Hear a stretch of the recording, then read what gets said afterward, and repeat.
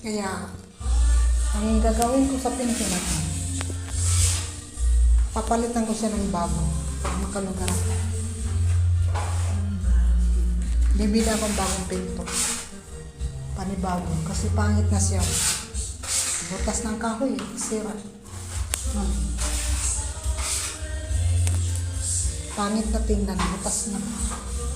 Hindi na maganda. Kaya kailangan ito tanggalin. Tanggalin siya ng pinto. Sira na yan. Paggawa ng panibagong pinto.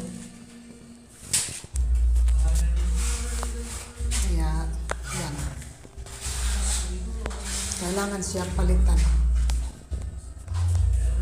At malagyan ng panibagong padlock. Kasi hindi na pwede ito. Hindi na pwede siya lagyan ng padlock at sira na.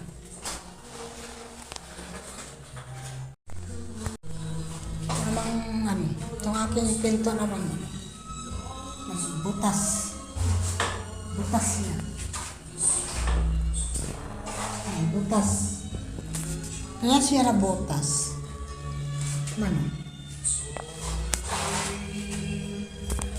Kaya siya na butas kasi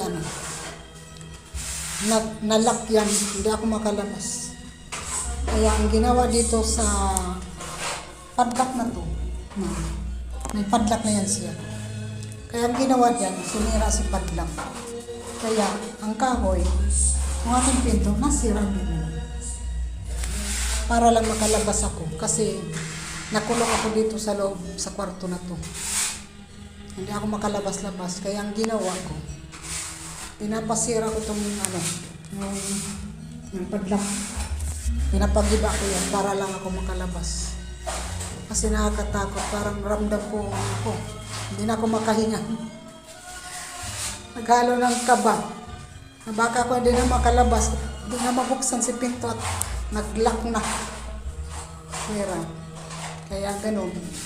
Kaya siya nabuta. Sinadya talaga yan siya. Sinadya talaga yan siya. Sinira. Para matanggal yung padlock. Para mabuksan ang pinto. Kaya yan, ganun.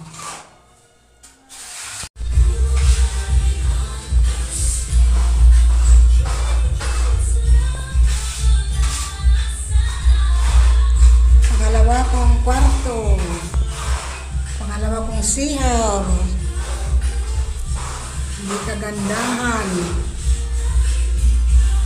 Kwarto ko.